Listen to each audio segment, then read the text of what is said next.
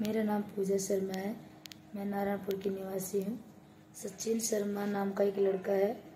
वो मेरे घर पे आता है रात के 10 बजे, आके मेरे को गेट खोलने के लिए बोलता है। मैं उसकी आवाज़ सुन के गेट खोलती हूँ क्योंकि वो मेरा पड़ोसी है। और आके मेरे पास बैठ जाता है। बैठ के कुछ देर बातें करता है इधर उधर की। तो मैं उसको बोलती हूँ, भाई अब तू घर जा, रात का समय है, कोई अगल बगल के कुछ लोग देखेंगे तो उनकी नज़र गलत होगी, आप तुम अपने घर जाओ।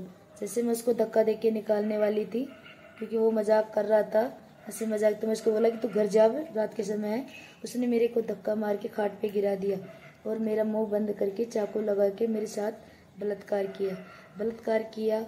और उसने मेरी वीडियो बनाई, नंगी फोटो नंगी वीडियो बनाई और वीडियो बना के और मेरे को बार बार धमकी देने लग गया। 4-5 महीने से वो मेरे को ब्लैकमेल करता आ रहा था। ब्लैकमेल कर करके मेरे को बोलता जा रहा है कि ये बात किसी को पता भी चली तो मैं ये वीडियो छोड़ दूंगा। और वीडियो दिखा के मेरे साथ 5 महीने से बलात्कार कर रहा था। कुछ दिन पहले उसका दोस्त आता है और उसका नाम है डिम्पल शर्मा। वो आता है और उसने आके मेरे को वही बात सेम रिपीट की कि मेरे पास वीडियो है तुम्हारी, मेरे साथ ये सब कुछ करो वरना मैं तुम्हारी वीडियो किसी को भी दिखा सकता हूँ। मैंने उसको ये बात बोलते ही मैं अपने आप को समझ गई थी क्योंकि मेरी वीडियो थी और इसलिए मैं इन बातों को इतने दिन से दबा के बैठी थी इज्जत की वजह से कि कल को मुझे मुंह दिखाने लायक नहीं रहूँगी। इसलिए मैं बहुत परेशान होके उसके बाद मैंने अपना कदम उठाया और मैं थाने में FIR करने चली गई। 8 तारीख को मैं FIR करके थाने में गई तो रात के 10 बजे मेरी FIR लगती है। और रात के 10 बजे FIR लगने के बाद जैसे मैं अपने घर आती हूँ 1-1.5 घंटे लाइट चली जाती है। हम थाने में रहते हैं तब। और जिस कमरे की बातें हैं उस कमरे के लाइट वगैरह गायब हो जाती है। जैसे हम थाने में से आते हैं लाइट वगैरह गायब हो जाती है। और इसमें उसके 15-20 लड़के हैं, जिसमें एक सचिन के दोस्त हैं 15-20 लड़के। इसमें डिम्पल शर्मा भी है और एक आकाश नाम का है, उप सरपंच है।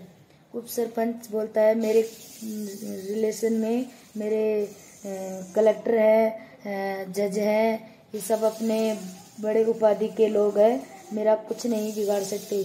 वो अपने आप को गौरक्षक बताते हैं और बीजेपी के सदस्य भी बताते हैं। बीजेपी के सदस्य बता के और पूरे मोहल्ले में सारे मोहल्ले वाले इकट्ठे होके मेरे को बोलते हैं कि तू केस वापस ले ले। मेरे को बार बार दबाव दिया जा रहा है कि मैं केस वापस ले लूँ वरना मोहल्ले से बाहर निकल जा। मेरे को धमकी इसलिए दी जा रही है क्योंकि मेरी 10-12 दुकान है, उस दुकान पे कब्जा भी किया जा रहा है। और उसके साथ साथ मोहल्ले के जो दुकान पे कब्जा कर रखे हैं वो सब मिलके उस लड़के को सपोर्ट करते हैं। पुलिस वाले भी उसमें मिले हुए हैं क्योंकि थानेदार साहब के पास मैं जब भी जाती हूँ मेरे को बोलता है कि तुम्हारा कोई सपोर्ट नहीं है, तुम्हारे गवाह लेके आओ, तुम्हारे भी गवाह होने चाहिए, बयान होने चाहिए, तुम्हारे साथ कोई नहीं है। उस लड़के के पूरे मोहल्ले वाले हैं, पूरे मोहल्ले वाले आते हैं, SP मैडम के सामने आए हैं और SP मैडम को तुम्हारे पहले के कुछ केस हैं उनके कागज दिखाते हैं। क्योंकि मेरी दुकानों का केस चल रहा है इसलिए मेरे दुकानों का केस की हेल्प लेके मोहल्ले वाले इस केस को मेरे को झूठा साबित करके और मुझे केस लेने के लिए मजबूर कर रहे हैं। बीजेपी पार्टी की धमकी देते हैं, गौरक्षक है उनकी भी धमकी देते हैं कि हमारा कोई कुछ नहीं बिगाड़ सकता, कलेक्टर होने की धमकी देते हैं। इसलिए मैंने ये ठान ली और मैंने FIR करने के बाद अभी तक मेरी जांच हुई है, मेडिकल जांच हुई है, मेरे 154 का बयान हुआ है। और वो लड़का थाने के सामने रहता है। उस लड़के को मैं अपनी छत से काफ़ी बार देख चुकी हूँ, पर थाने में जाती हूँ थानेदार साहब मेरे को बोलता है हम कर रहे हैं कार्रवाई और अभी तक मुझे कोई हेल्प नहीं मिली। मैं SP मैडम के पास भी गई, SP मैडम ने कहा आप जाइए आपका काम हो जाएगा। पर आज 18 दिन हो गए हैं, कभी मैं किसी रिश्तेदार के घर जाके रुकती हूँ, कभी कहीं जाके रुक रही हूँ क्योंकि मैं और मेरी बेटी सुरक्षित नहीं है उस घर में, क्योंकि हमारे साथ कभी भी कोई भी घटना हो सकती है।